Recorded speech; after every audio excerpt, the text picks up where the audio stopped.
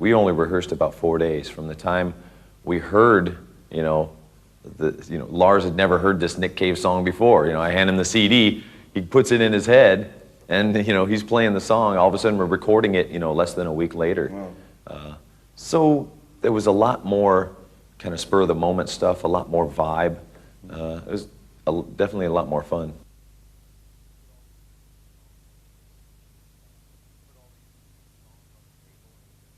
We put all these songs on the table and we just digested them and, spit them out Metallica style. There's only so much you can kind of mess with the sounds, when you go in to hear back a song or to listen to a mix. Your ear goes right to, I dial in that guitar sound that I love, and that will it's not going to change that drastically. And Lars, his drum sound and things, so it ends up sounding like Metallica.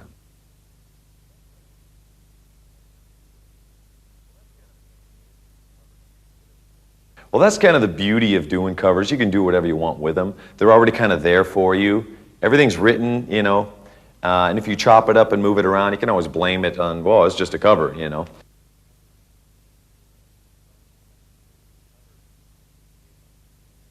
Doing these covers, it kind of tests your musicianship, and you'll go and play things that you wouldn't have written on your own, and it might make your fingers move a different way, and spur you on to try something new.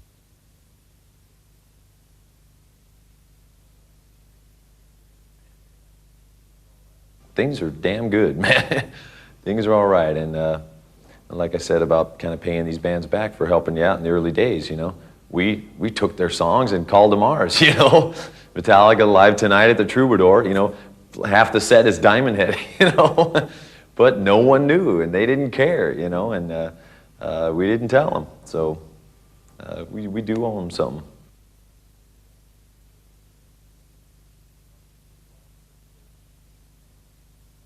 We went into Kirk's basement about 30 hours after the last show from the summer tour, and started knocking these songs around.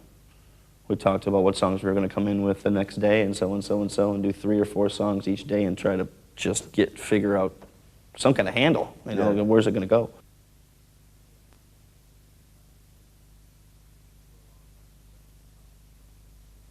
For a long time, we've been talking about, doing another Garage Days type of vibe. Set yourself with a deadline so that you can't get it too perfect, keep it all raw and real nice and like that. Not rehearse it too much, not know the songs too much. Go in and really be able to put our own spin on them. That's been talked about for quite a while. A couple of the choices were already made quite some time ago, and then a lot of them have just come about in the last couple months here, trying to figure out exactly which heroes that we wanted to give the shout out to. That we hadn't already covered that.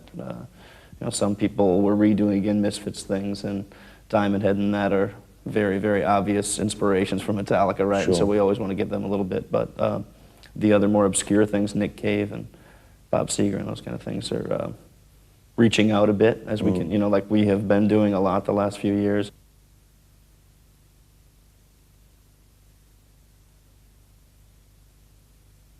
First we try on acoustic instruments, then James would try to sing it this way, and then we do just, Lars with the tambourine hits and the, side stick or something like that, trying to feel through it, what moods we were going to create. Then we decided, okay, this has got to be Metallica, man. We're Metallica, right? So let's kick it up a little bit, give it some volume, and play the way we play. Go for what you know, type of thing. And so that's how most of them came about, is that you find a tone that you're comfortable within as a Metallica player, and then put it on there. So we decide together what the tempo is going to be, what the feel is going to be, and then put our own, it has to be our sound still.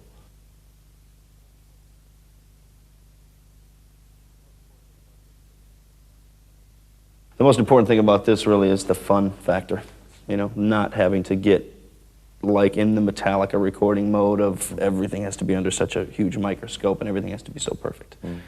This thing gets to be raw and rough and fun and, sloppy and like it should be, like rock and roll should be. It's very much rock and roll, that's the cool thing.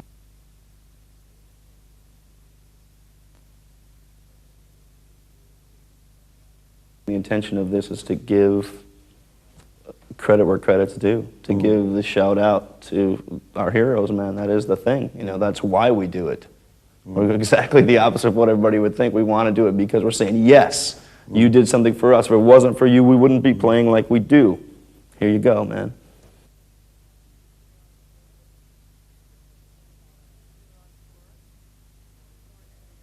We were on tour. The tour ended on September 14th, and we went straight into my basement September 15th. And we played until, I think, the 18th, and then we went into the studio on the 19th, and we've been working every single day. And it's been a little grueling, but you know, it's been good. It's been fun. And it looks like we're going to make our schedule. And we're going to meet our deadline, which is always good.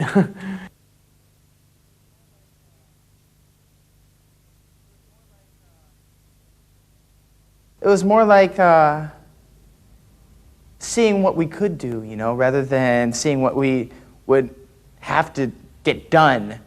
I mean, we looked at it more as, you know, the potential for these songs and what we could do with it creatively, rather than, you know, can we do this? You know, are we physically able to do this? I mean, it was more a point of just seeing the potential and seeing what we could do, and, you know, realizing the possibilities rather than you know, realizing the limitations.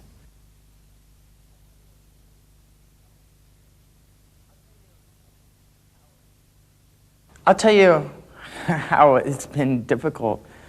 When I leave the studio, all I hear in my head is Merciful Fate, you know, Diamond Head. I can't get it out of my head. Now I'll sit there and just roll over in my sleep and hear these songs in my head. The guitar playing, the actual physical aspect of the guitar playing is no problem, you know. I didn't really have a problem with that. It's just getting the songs out of my head once I've left the studio. That was the difficult thing.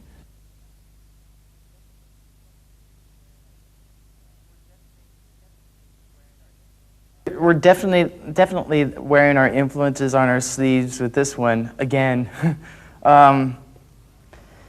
Yeah, you know, this album is a bit biographical, autobiographical, in a musical sense, because these are all bands that have been such a huge inspiration to us, you know, and a huge influence on us. And by listening to this album, you can tell where we got a lot of our ideas, really. I mean, it's just plain and simple. These are some of the most influential bands in Metallica's career.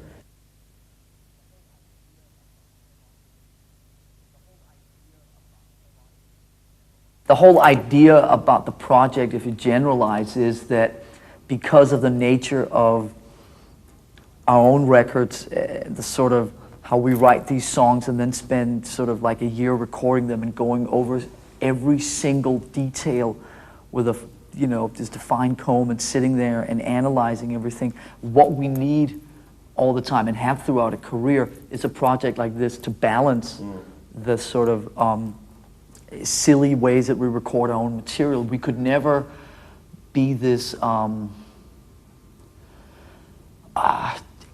don't think we could ever be this instinctive and this spontaneous.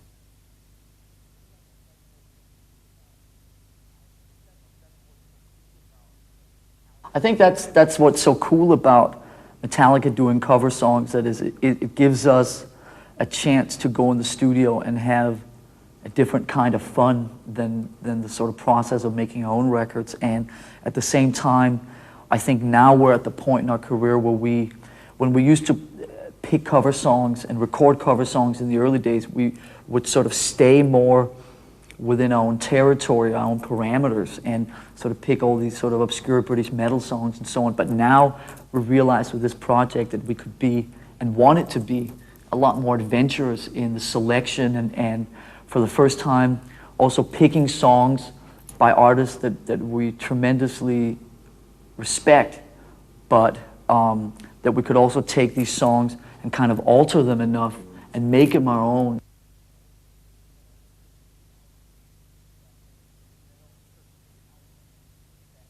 We met over in Kirk's basement, and we sort of sat there with our instruments and went, okay, now what? And we started basically going through potential songs that we had thrown at each other during sort of, late night drinking binges in hotel rooms and whatever, and sitting on the plane and blah, blah, blah. And we had a sort of a rough outline of some songs that we thought could work for this project. And that was just about 4 weeks ago. We spent almost a week over at Kirk's house, sort of getting it together, figuring out what we're doing. And then we came here, and having recorded and mixed 11 songs in that period, for us, is just sort of unimaginable.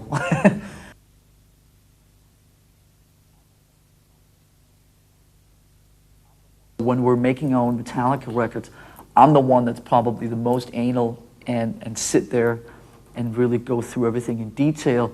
What I was keen on with this project was trying to go as far in the opposite direction as possible, and there were some things when we were recording stuff off the floor in this very room about 2-3 weeks ago, where it was like, hey, wait a minute, that sounds great as is, just the four of us off the floor or whatever, let's just leave it.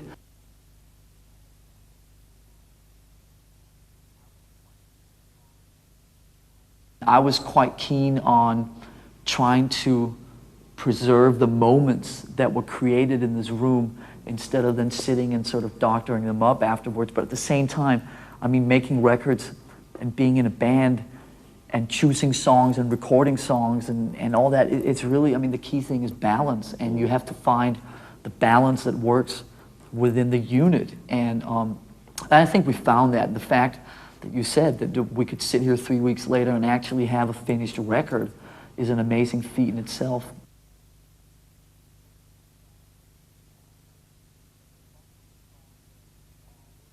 And when you listen to these songs as a bunch, that they all work in their own ways because we're comfortable playing them. We admire and respect the songs, we admire and respect the artists, and it's the key thing for us is that we have to be comfortable playing these songs, and when we're comfortable with something, we can make almost anything, no matter how foreign it is, at least on paper, sound like Metallica.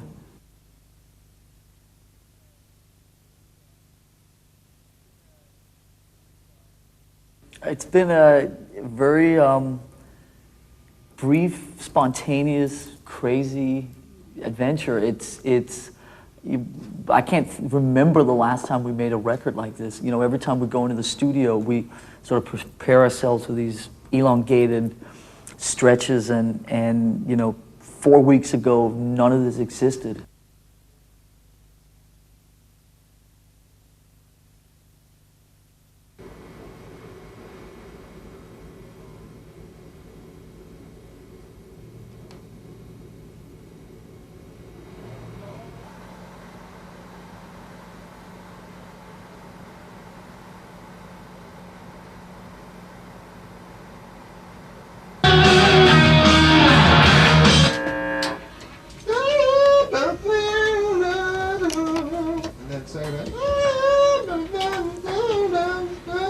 More on the second?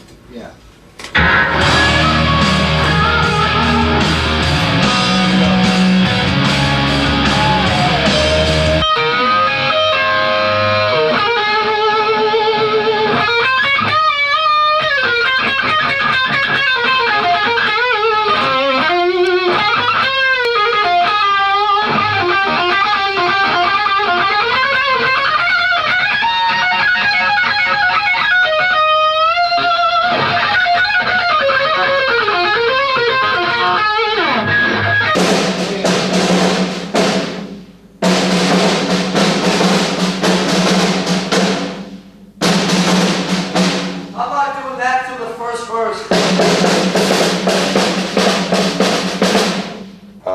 Thin Lizzy's most part done. Overman's for the most part done. But the heavy stuff is we kind of want to get the heavier stuff done before this turns to mix, right? Well, it'd be great because of the guitar sounds. If not, we're going to have to get the guitar sounds over there. I'd rather not. Well, That'd be cool as an uncredited, what do you call it? Segue. Yeah. Huh? It's called a segue. Yeah. Thank you. Segue into the Tomorrow Show.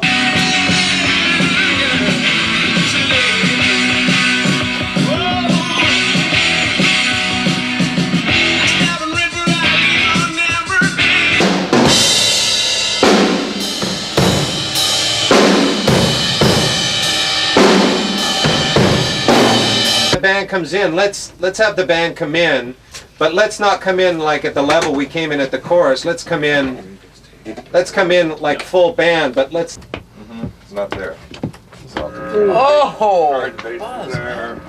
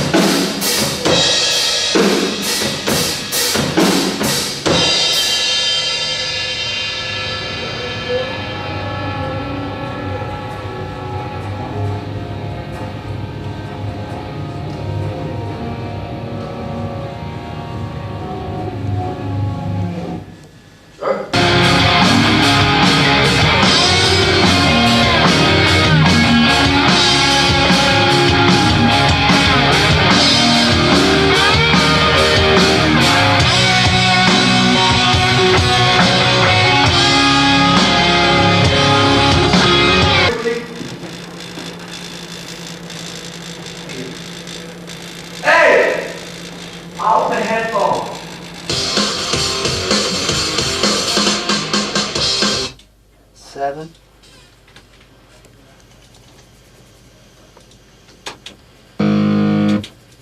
It's your birthday today, not yesterday.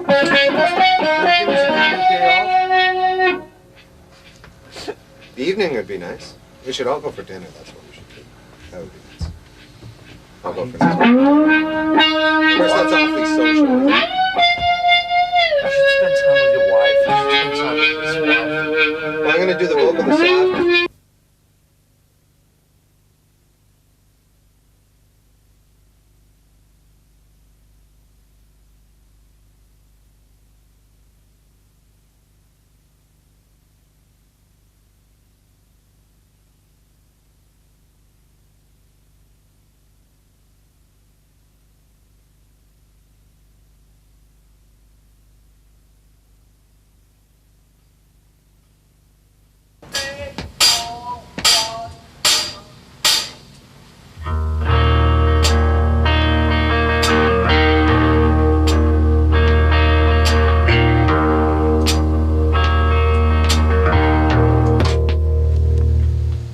I didn't get it. I'm just keeping the very intro.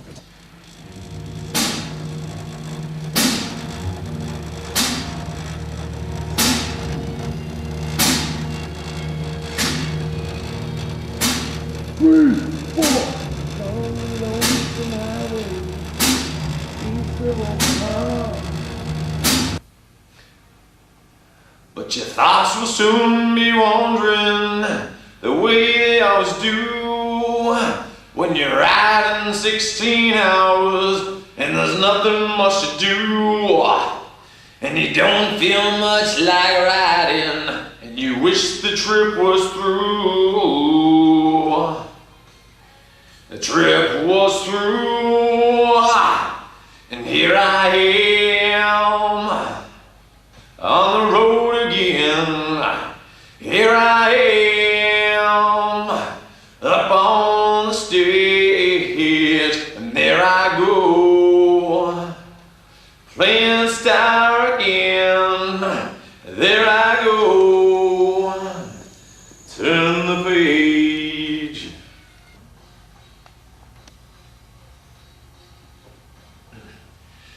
Yeah, here I am on the road again. Yeah, there I am up on the stage, and here I go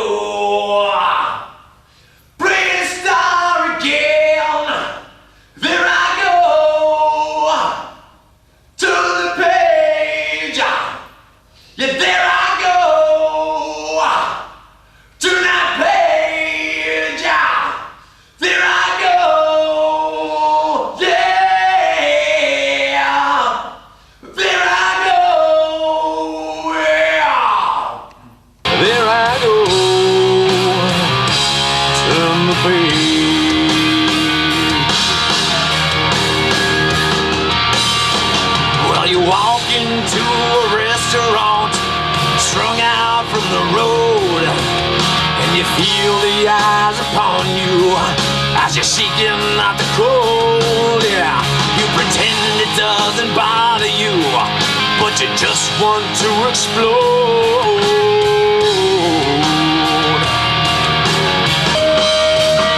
And here I am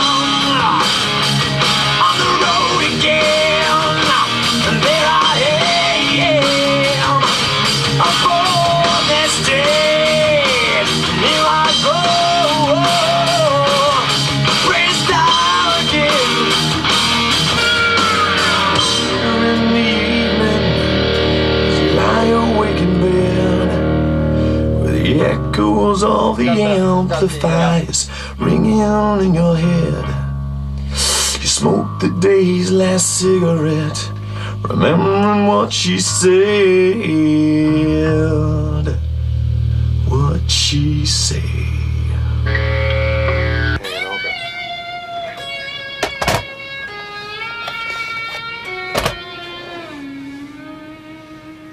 Well, which...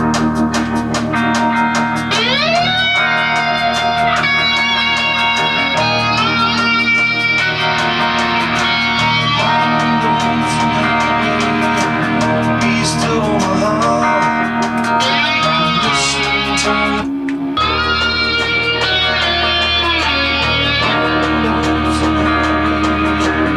East of Omaha, Too hard.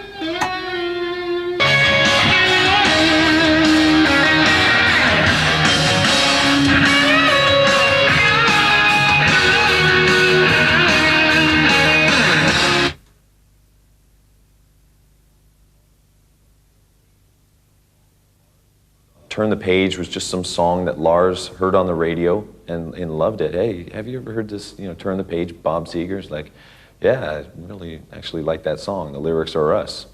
So that was an easy choice.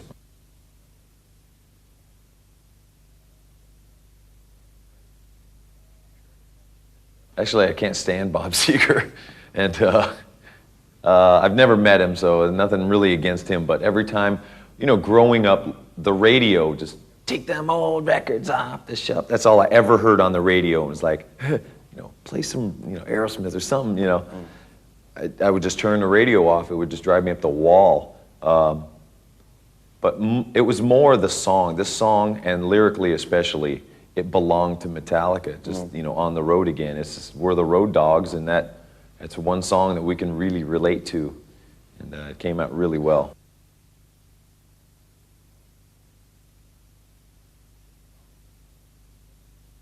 This song, to my knowledge, is the only one that we knew we were going to do years ago because of the lyrical content, and that it was so much Metallica. I mean, just the words that it says, that's Metallica. Yeah. We take our music to the people more than anybody in our genre of music, more, for over the years and years and years. We've been the ones that went on the road and did it. And so that could not be more true for any other band.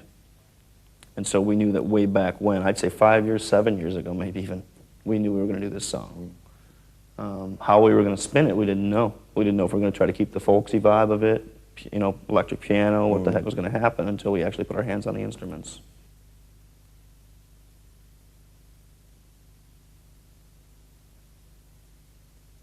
For me, in 1973, this record came out. I was 10 years old. My brother, Greg, had it in the first week it was out, So I've known that song for 25 years. Wow.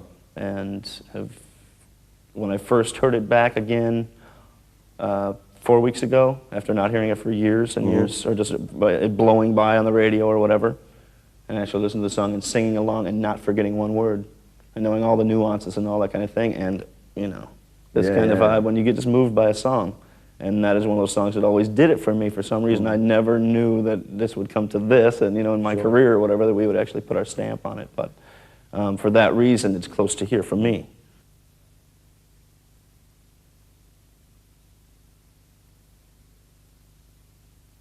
I was born and raised in Michigan, and so was he. Yeah. And so that tie always, just like if somebody's from where you get that kind of thing, you're kind of proud of it or whatever.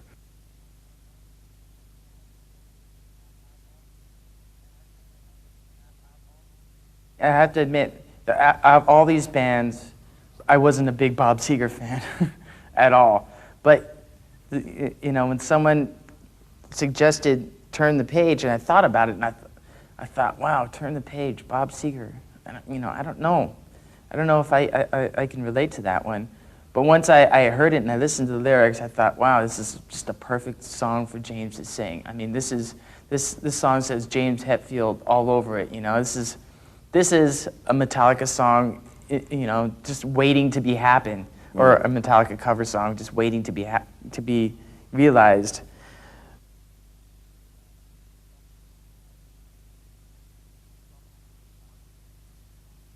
Bob Seger is an artist. It's not somebody who has sort of done a tremendous amount for me in terms of just the music that inspires me. But that song, so there you talk about a song more so than a catalog or an artist or a history.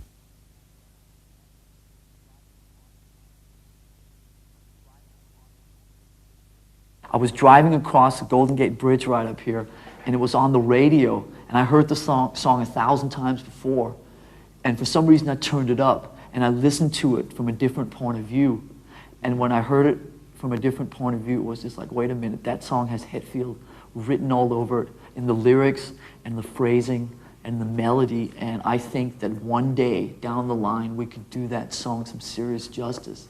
Wow. And more so than sitting down and going sort of like, I want to record a Bob Seger song, but just that song itself is such a moment, and it just has like such a vibe to it that you can identify with just the whole road thing and the kind of sadness and the bleakness of it all.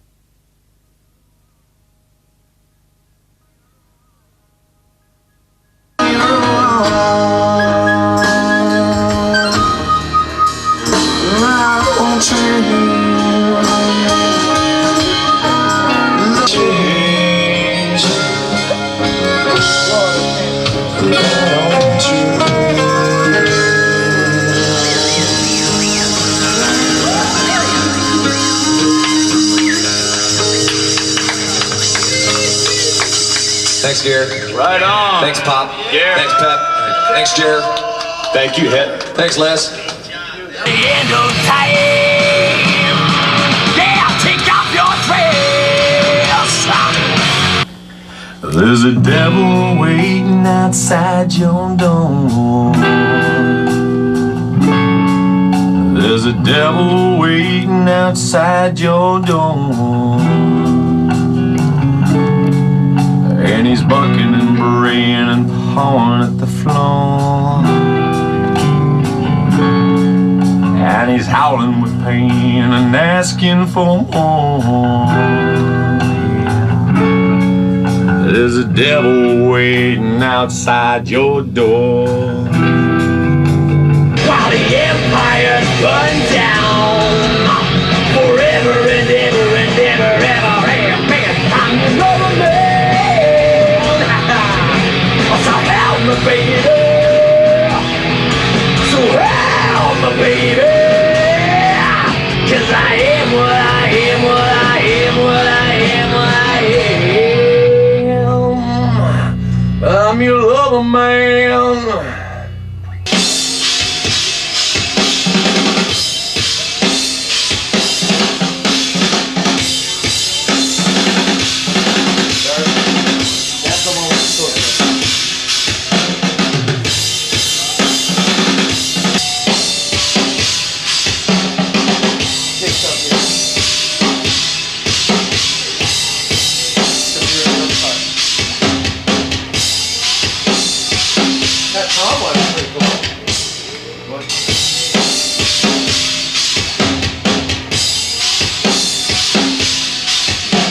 Try that one.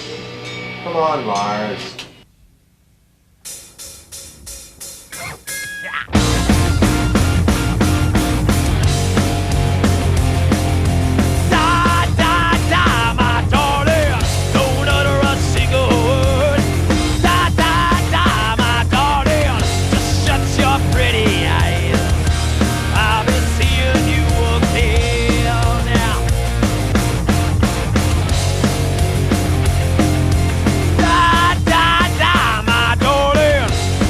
Your pretty eyes, I'll be seeing you again.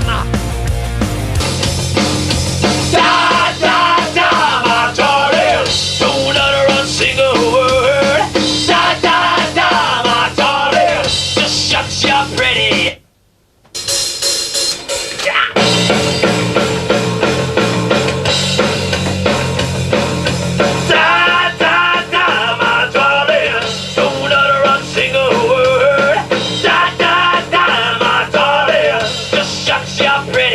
First one.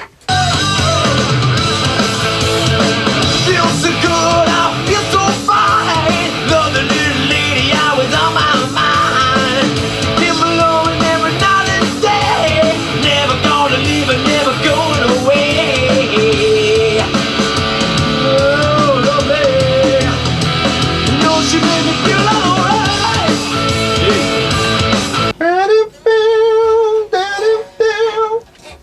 Can you just sustain that so it doesn't sound so stiff? Yeah. Okay.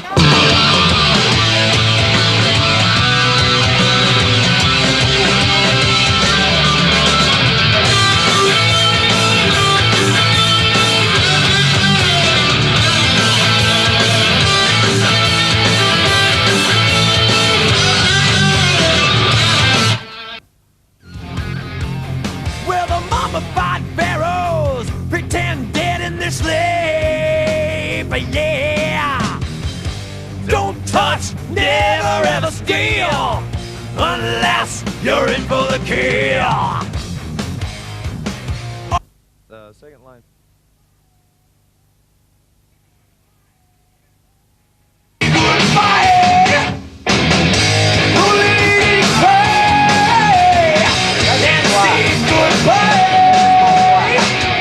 They're good songs. Yeah, you gotta say goodbye.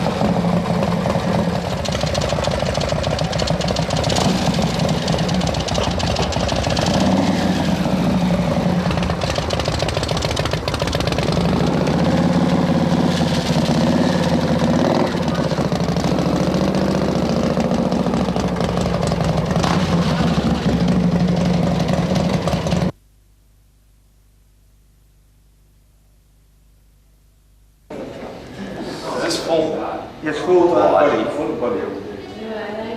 Full body contact.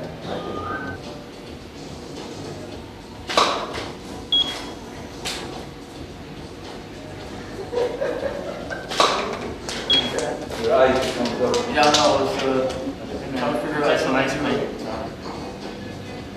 Let's keep staring at the camera.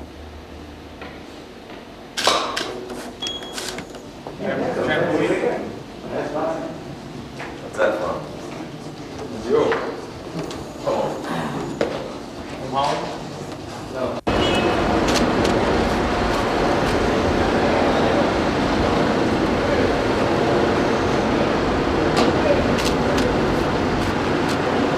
Like nonchalant. If you go good morning. Good morning.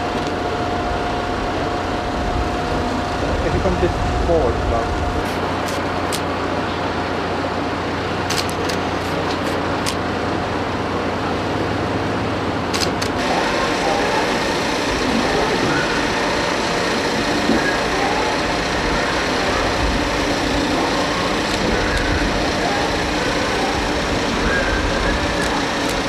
that's nice.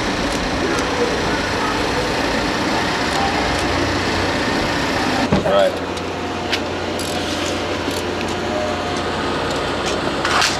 I told you, you looking at me? You looking at me? I know it's halfway.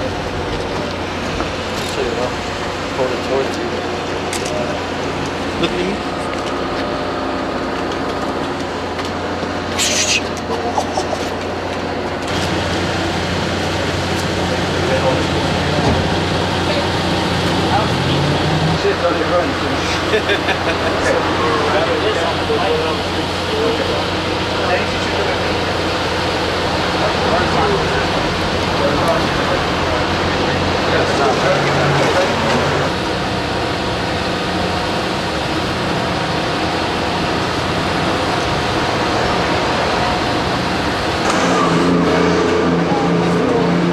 In the city. So this is a very interesting idea. Too It's a simple. first.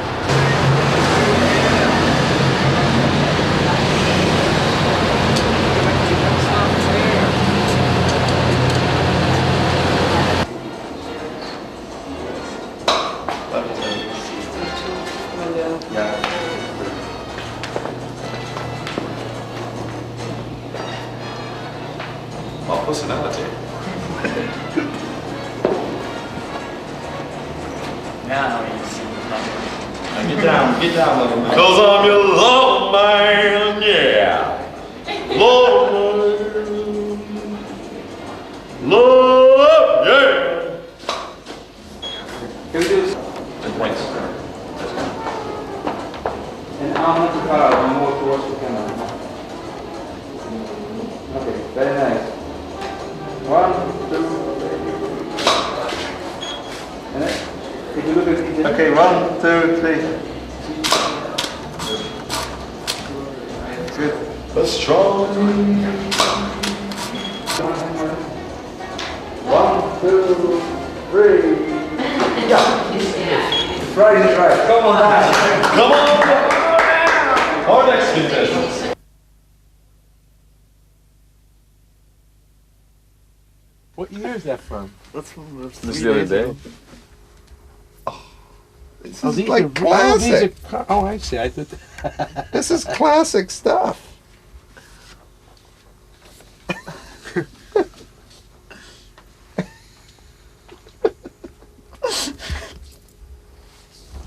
brushes there. This is the best one. With the little. The one with James. That's great. God, he nails that, doesn't he? Boy, he just totally nailed it. Everybody looking all What are cheesy. these for? They're probably going to be the back cover, the booklet. Oh my God, is that great? Is it a black and white thing, or are you gonna do? Yeah, well, what he does, these are just the negatives. He burns them. You know, he's a guy that did the picture of John there. So this is just the rough. Then he burns them in a printing process, and they come out looking like really cool. That's pretty cool shit. Definitely. Huh? He's good, man. He's really good. Yeah.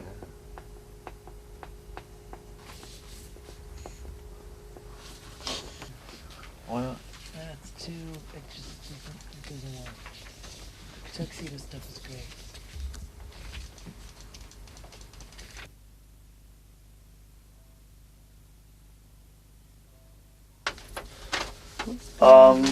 what's going on is Bob is sleeping his hangover off. That's what's going on.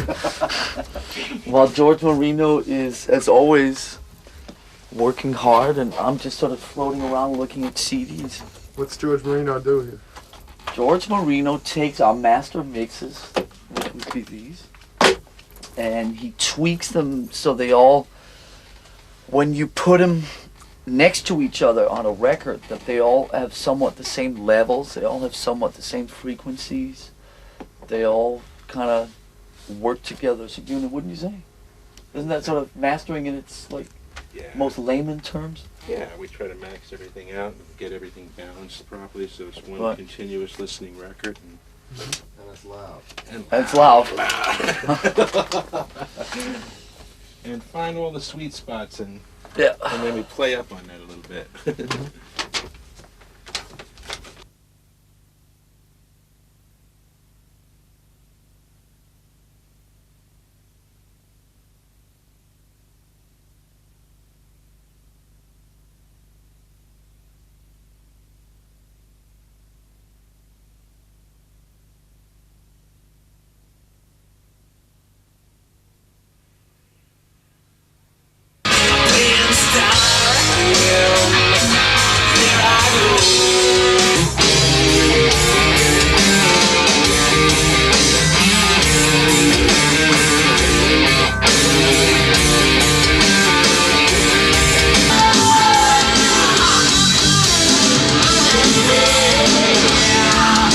She made me feel happy. It's good to know that she's on my own and even never going away. Someone to love me. You know she made me feel alright.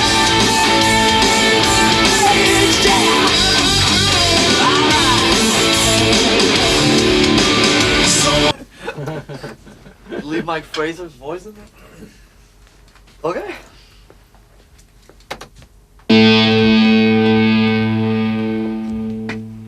Good.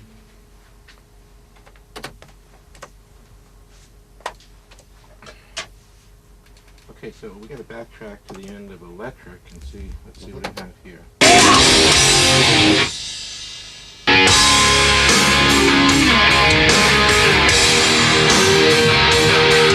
Not back in 3 weeks. I am the word that hides the universal secret all day.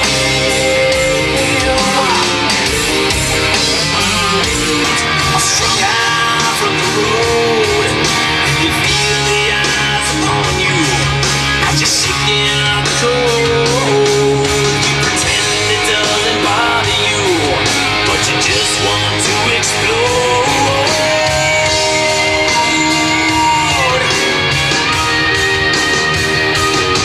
Yeah, most times you can't hear them talk.